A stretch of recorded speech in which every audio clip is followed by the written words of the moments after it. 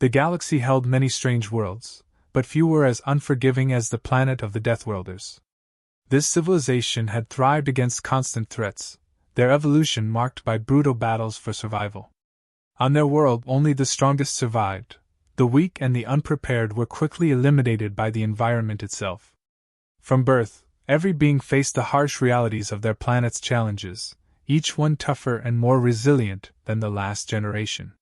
Surviving meant enduring relentless extremes, savage storms, violent seismic shifts, and ecosystems teeming with predators more dangerous than most could fathom. Generations of adapting to this world created a civilization that was, in its own eyes, unmatched. They viewed themselves as the ultimate survivors, born of a planet that demanded nothing less than perfection in resilience and adaptability.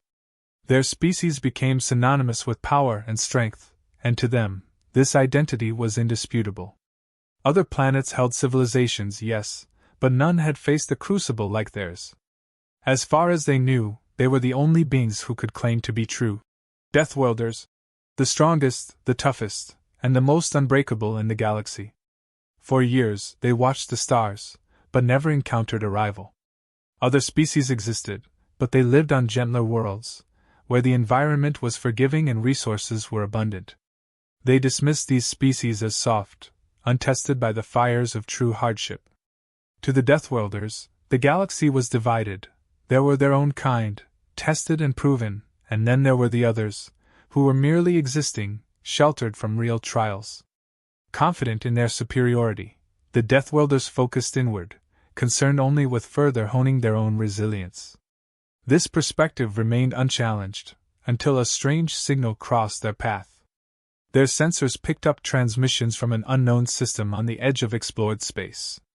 Data analysis showed the source to be a blue planet with signs of advanced civilization. The Deathworlders, skeptical as always, initially dismissed it as another weak species likely thriving in a mild environment. But curiosity got the best of them. Despite their disdain, they decided to investigate, thinking it would only confirm their assumptions about the lesser beings that populated the universe. Their scouts reported back with details that intrigued the Deathworlders. This planet Earth was nothing like they expected. It held diverse, unpredictable climates, extreme weather patterns, and dangerous wildlife. There were deserts with lethal heat, frozen tundras that could sap life in moments, mountains with deadly altitudes, and oceans that churned with violent storms. Earth was, in many ways, an unpredictable and hazardous place. The Deathworlders found themselves perplexed. A world like this should not, by their standards, support life, let alone a thriving civilization. Yet here was a species not only surviving but advancing. Digging deeper, the Deathworlders learned that Earth's inhabitants, humans, had not merely survived their world's challenges, they had spread across every type of terrain. They lived in the harshest environments, from scorching deserts to icy poles. The Deathworlders were taken aback by the sheer adaptability this implied. They knew only of civilizations that settled in stable, life-sustaining regions. This species, however, seemed determined to conquer every corner of its unpredictable planet. It was a concept foreign to them, almost incomprehensible. With growing curiosity, they examined human society. They studied humanity's history, finding a story of constant struggle and evolution. The Deathworlders were shocked to discover that humans had faced extinction-level events, both natural and self-inflicted, and had still emerged stronger. Humanity's journey was marked by a relentless drive to push boundaries, even when it meant risking their own survival. In every human adaptation, every survival story, the Deathworlders recognized a spark they hadn't expected, a relentless pursuit of resilience that rivaled their own. But the most unsettling realization was yet to come. As the Deathworlders learned more, they began to see that humanity didn't merely survive their world's dangers, they sought out new challenges. Humans intentionally ventured into hostile places, from the depths of the ocean to the vastness of space, exploring, learning, and adapting to environments that offered no comfort. It was a mindset that challenged the Deathworlders' understanding of survival. Humans didn't seem to fear adversity, they pursued it, almost as if hardship itself were a catalyst for growth. For a civilization built on strength and resilience, the Deathworlders found themselves reevaluating what they considered to be the ultimate survival traits. Humans, though physically weaker, had a tenacity that seemed boundless. They had conquered disease, learned to harness nature, and had built societies in places where death was a constant threat. This was not a fragile species. Instead, they were a civilization that turned adversity into opportunity, a trait the Deathworlders had believed unique to themselves. Their initial confidence began to waver. Humanity, in its own way, was just as much a product of a death world as they were. Earth was not as harsh as their own planet in every respect, but it was unpredictable, and its inhabitants had risen to meet its challenges in ways that defied the Deathworlders' expectations. There was strength in humanity's adaptability, a quality that allowed them to shape their environment and master conditions that should have limited them. For the first time, the Deathworlders faced the unsettling possibility that they were not the galaxy's sole apex survivors. Humanity, a species from a previously disregarded world, had demonstrated a form of resilience that wasn't dependent on physical strength but on relentless adaptability and an indomitable spirit. As the Deathworlders prepared for their first true encounter with humans, they realized that this meeting would not be about superiority or dominance, but rather an acknowledgement of shared strength, a realization that they were not alone in their claim to survival against all odds. As the Deathworlders approached Earth, their initial assumptions about humanity were tempered by curiosity. They had expected to find a world tamed or at least inhabited in sheltered pockets, with a population that survived in isolated regions free from the planet's harsher elements. But what they encountered instead was baffling. Earth was no serene oasis. It was teeming with extremes. They observed vast deserts where temperatures soared to unbearable levels, only to find sprawling forests nearby where life flourished in fierce competition for survival. They noted powerful storms and oceans prone to volatile currents, all hinting at a world of unpredictable challenges. This discovery intrigued them. Most intelligent life they had encountered before chose stability, gravitating towards areas where survival was assured. Yet here was a civilization that not only existed in these varied, often hostile conditions but seemed to have thrived in every corner of the planet. The Deathworlders could not comprehend why any species would choose to occupy regions marked by active volcanoes, relentless tundras, and dense, predator-filled jungles. To them, such choices were almost a provocation to nature itself, yet humanity had made a life amidst these challenges without hesitation. Digging deeper, the Deathworlders uncovered even more perplexing details. Humans had populated nearly every terrain imaginable, from the freezing reaches of the Arctic to the stifling heat of the Sahara. Earth's environments, while deadly, were clearly not a deterrent. The humans appeared to embody resilience, meeting their world's volatility with innovation and adaptability. Where the Deathworlders expected settlements to be concentrated in areas of comfort, they instead found human societies spread wide and far, each one tailored to survive and thrive in a specific, often unforgiving, environment. This species, they realized, had a unique relationship with adversity. They didn't seek protection from the harshness of their world, they confronted it head-on, adapting and building regardless of the challenges. It became clear that humanity's expansion across Earth was no accident. From the mountainous highlands to the fertile but flood-prone river valleys, humanity had demonstrated a willingness to reshape their lives and habits to suit the landscape, however hostile. This adaptation wasn't mere survival, it was an outright embrace of hardship, a concept that the Deathworlders found both admirable and alien. Intrigued, the Deathworlders began examining specific human achievements that illustrated this adaptability. They learned about humanity's architectural feats, how humans built shelters to withstand extreme temperatures, structures that protected against earthquakes, and buildings designed to survive fierce storms. They saw evidence of entire cities constructed on land that should have been inhospitable. This ingenuity, this unyielding determination to inhabit every part of their world, struck the Deathworlders as profoundly bold. Humanity didn't avoid danger, they lived within it, constructing solutions rather than conceding to the challenges presented by their environment. Yet, it was not just architecture that revealed humanity's resilience. The Deathworlders studied Earth's history and noted the human ability to confront large-scale threats. Natural disasters like earthquakes, tsunamis, and hurricanes, events that would devastate many societies, were met by humans with preparation and adaptability. They found humans had learned to predict certain natural events, build defenses, and, when necessary, rebuild from devastation with remarkable speed. This approach to survival reflected a deep-seated refusal to yield to nature's forces, an inherent strength that was as mental as it was physical. The Deathworlders then examined humanity's interaction with Earth's ecosystems. Humans lived among dangerous predators, had adapted to withstand diseases, and even took measures to control or counter invasive species to maintain their dominance. This species didn't merely adapt to their environment, they sought mastery over it. This was a revelation to the Deathworlders, who had always respected nature's power and adjusted their lives accordingly, believing that true strength lay in endurance rather than control. Humanity, it seemed, embraced both, enduring the environment while striving to shape it to their benefit. Perhaps the most striking discovery was humanity's curiosity and exploration. The Deathworlders observed that humans had ventured into every conceivable corner of Earth's wilderness, often out of a simple desire to explore. They mapped mountains, braved the ocean depths, and even reached the frozen poles. Humans took risks without apparent necessity, simply to understand the unknown. For the Deathworlders, whose existence had always been centered on survival, this trait was difficult to comprehend. Humans possessed a drive that went beyond survival, a relentless curiosity that pushed them into dangerous territories. This willingness to face peril without immediate reward or survival imperative was a quality that left the Deathworlders both bewildered and impressed.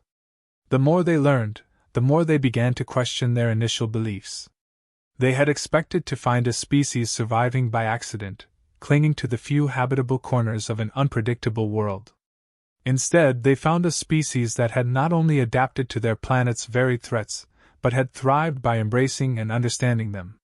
Humans, unlike most beings, seemed determined to conquer their environment rather than submit to it, no matter the danger.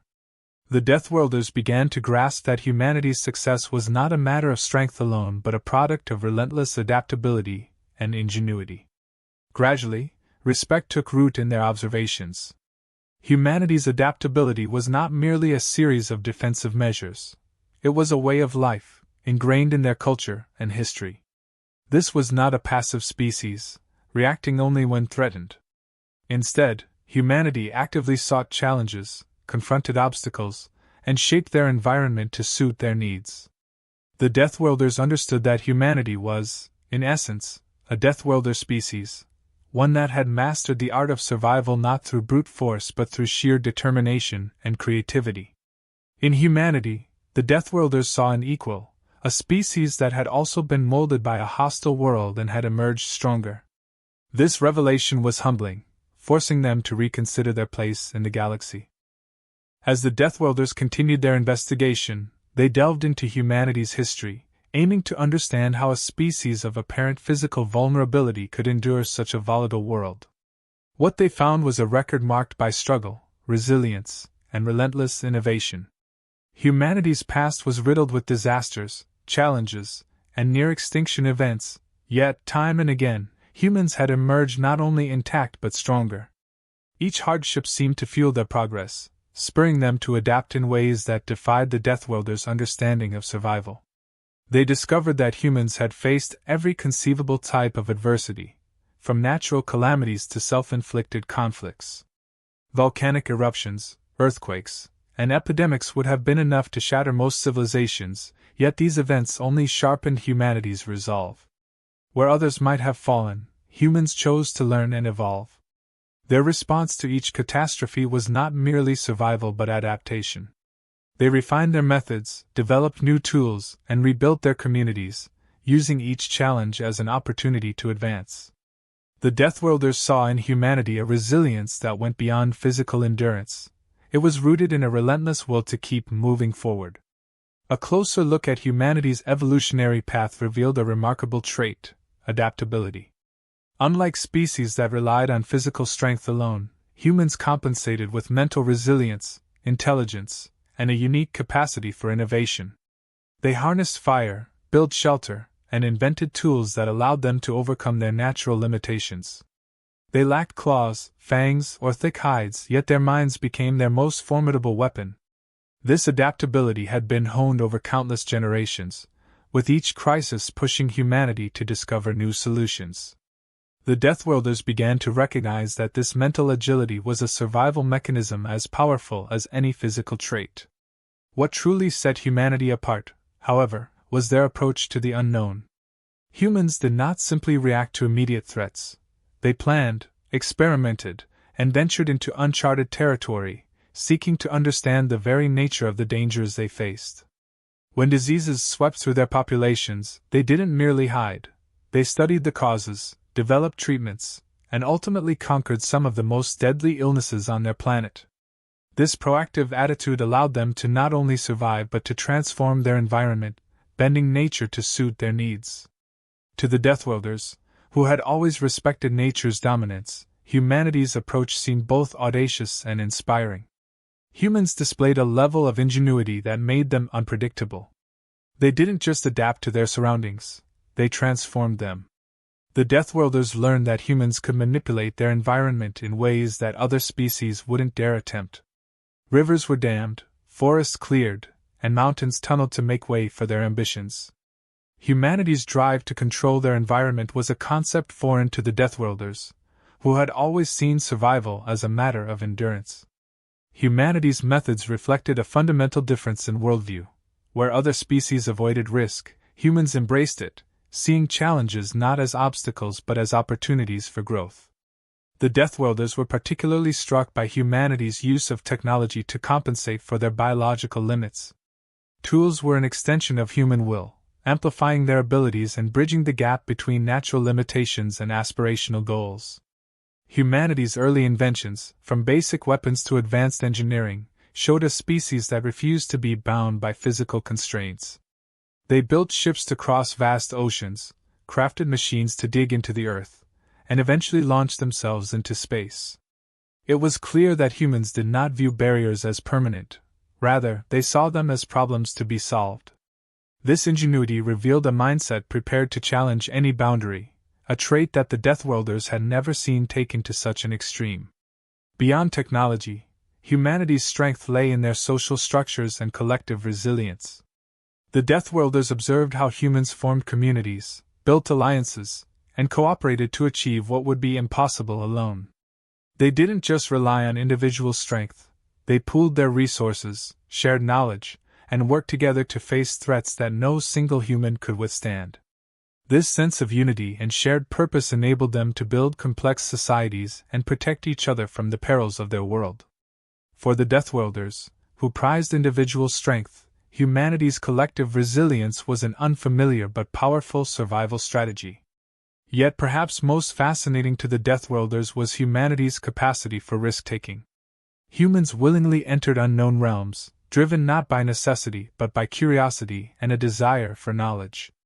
They saw evidence of explorers who ventured into dangerous frontiers, scientists who experimented with untested theories, and pioneers who sought to push the boundaries of what was possible.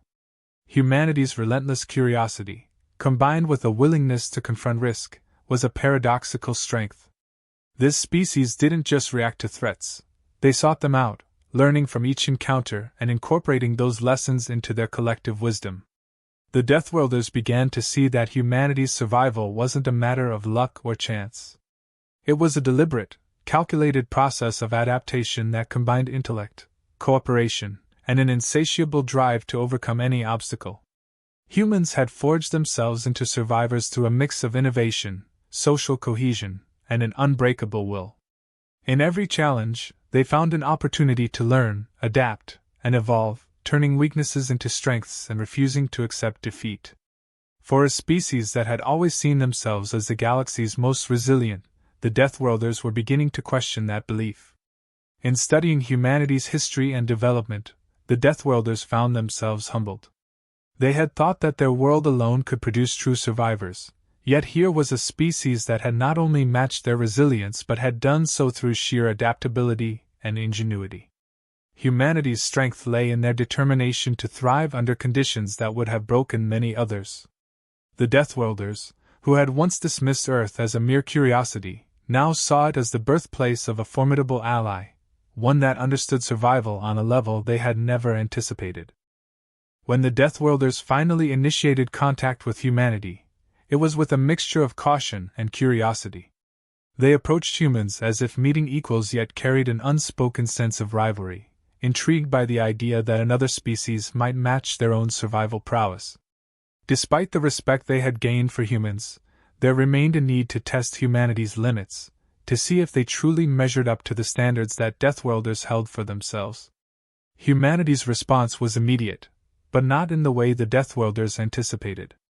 Rather than a show of force or any demonstration of hostility, humans greeted them with calm curiosity, treating the Deathworlders not as invaders or rivals but with a natural confidence that conveyed mutual respect. This reaction left the Deathworlders momentarily off balance. In their experience, a face-off between powerful species often carried undertones of challenge, but humanity's composed demeanor suggested a quiet strength that didn't require grand displays or aggressive posturing.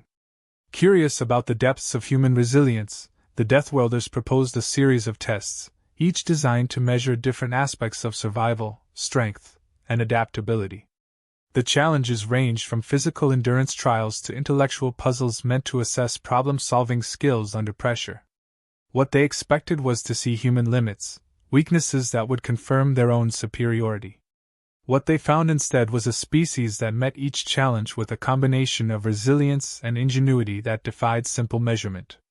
In physical challenges, humans demonstrated remarkable endurance, pushing through pain and exhaustion with a determination that the Deathworlders recognized as their own hallmark.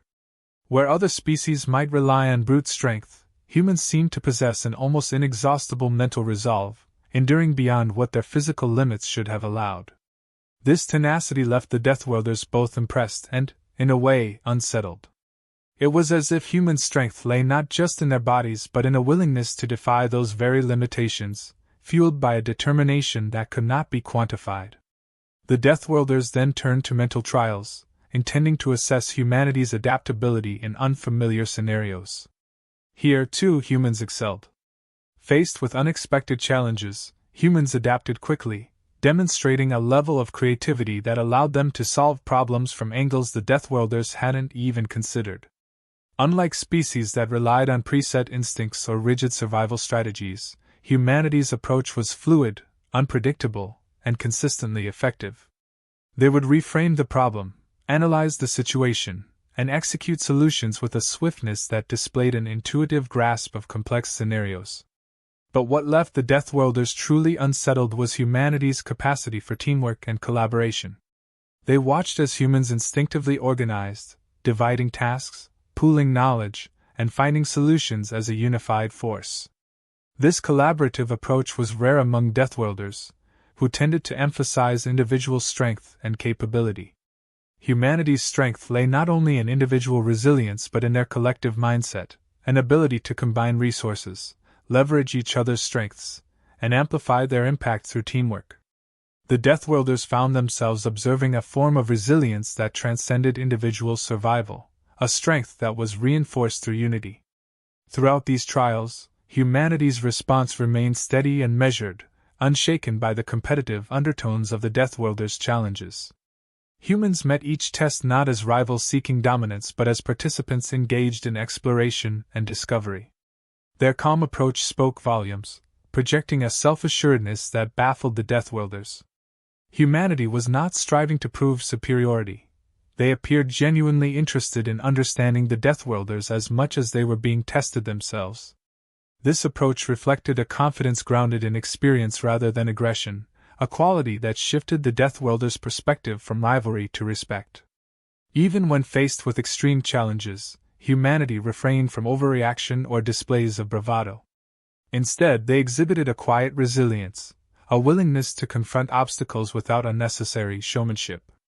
This behavior resonated with the Deathworlders, who had initially expected more dramatic reactions. Humanity's calm response to each test spoke to an inner strength that did not rely on outward demonstration. The Deathworlders realized they were facing a species whose resilience was not worn as a badge but lived as an integral part of their character. By the end of the trials, the Deathworlders found themselves reassessing their assumptions about power and survival. Humanity had passed each test not by competing with the Deathworlders' methods but by employing their own unique strategies. They brought something new to the table, an adaptability that went beyond brute force or traditional endurance. Humans possessed a versatility that allowed them to adapt and integrate, to navigate threats not by sheer strength but through a combination of intellect, creativity, and collective effort. This ability to face challenges from multiple angles demonstrated a nuanced approach to survival that left the Deathworlders in quiet awe. It became evident that humanity was more than a species shaped by a hostile world. They were a civilization forged through countless trials, tempered by hardship, and honed by the need to survive against all odds. They had embraced every challenge, not out of necessity alone but out of an inherent drive to grow and explore. The Deathworlders understood that they were not witnessing a species striving to dominate but one that had already learned the value of resilience and coexistence. Humanity's approach to survival, their willingness to adapt without losing their core strengths, resonated with the Deathworlders on a level that transcended rivalry. In the end, the Deathworlders found themselves regarding humanity with newfound respect. The tests had been meant to measure human limits, but instead, they had revealed the vast potential that lay within them. Humanity's response to every challenge demonstrated a balance of strength and adaptability that the Deathworlders had previously thought unique to themselves. They recognized a kinship with this species, an understanding born not from similarity in methods but from a shared resilience that only true Deathworlders could possess. As the trials concluded, the Deathworlders gathered to reflect on everything they had observed in humanity. They had set out to test a new species, to measure it against their own standards of survival and endurance, yet what they found in humanity was something that transcended mere tests. This was a species that shared their harsh, unyielding view of life, but with a twist that redefined what it meant to survive. Humanity, they realized, did not just endure, they evolved, innovated, and adapted with a resolve that transformed survival into an art. In every challenge, humanity had not only met the expectations set by the Deathworlders, but had revealed strengths that were unexpected. The Deathworlders recognized that humanity's resilience went beyond physical endurance or mental acuity. It was an intrinsic drive to push limits, an unbreakable spirit that did not waver, even when the odds seemed impossible. The tests had been rigorous, yet humanity had approached each one with a calm determination that resonated with the Deathworlders' own philosophy but with an added depth. Their strength was grounded not just in survival instincts but in a curiosity and adaptability that were rare, even among Deathworlders. This newfound respect led the Deathworlders to contemplate an alliance. For a species that had long believed themselves unparalleled in resilience, the idea of a peer was both unsettling and inspiring. Humanity's approach to existence, their way of turning challenges into opportunities for growth, suggested a profound compatibility that went beyond mere alliance. Here was a species that viewed hardship as a path to strength, that adapted without losing its identity, and that approached the universe with both caution and unbridled curiosity. The Deathworlders, for the first time, considered the possibility of standing beside another race as equals. Humanity's final response, however, confirmed their strength in a way that resonated deeply with the Deathworlders. Rather than boasting or seeking recognition for their accomplishments, the humans remained humble, acknowledging the trials with a quiet acceptance that revealed a deeper confidence. They neither sought validation nor expressed any intent to prove themselves. Their resilience was a matter of fact, not pride, and this humility struck the Deathworlders as the truest mark of strength. It was a calm acknowledgement of their capabilities, an implicit understanding that power didn't need to be flaunted to be respected. As the humans prepared to return to their own world, the Deathworlders felt an unexpected bond. They had come to test humanity, but in the end, it was they who had been challenged, forced to confront their own preconceptions about what defined strength and resilience. Humanity had shown them that survival was not a single path, that there were other ways to achieve greatness beyond the familiar trials of a Deathworlder. In their adaptability, unity, and quiet strength, humans had revealed a new perspective on survival that was just as powerful as the Deathworlders' own. The Deathworlders extended an offer of alliance, understanding that humanity could bring a new dimension to their collective strength. This was not a species that needed protection, nor one that required dominance. Humanity's approach to the unknown, their balance of caution and exploration, made them ideal allies in a universe that demanded both strength and adaptability. The Deathworlders saw in humanity a partner capable of facing the universe's dangers with a shared resilience, a kindred spirit born from different worlds yet forged by similar challenges. In their farewell, humanity responded with the same calm respect that had characterized their approach from the beginning.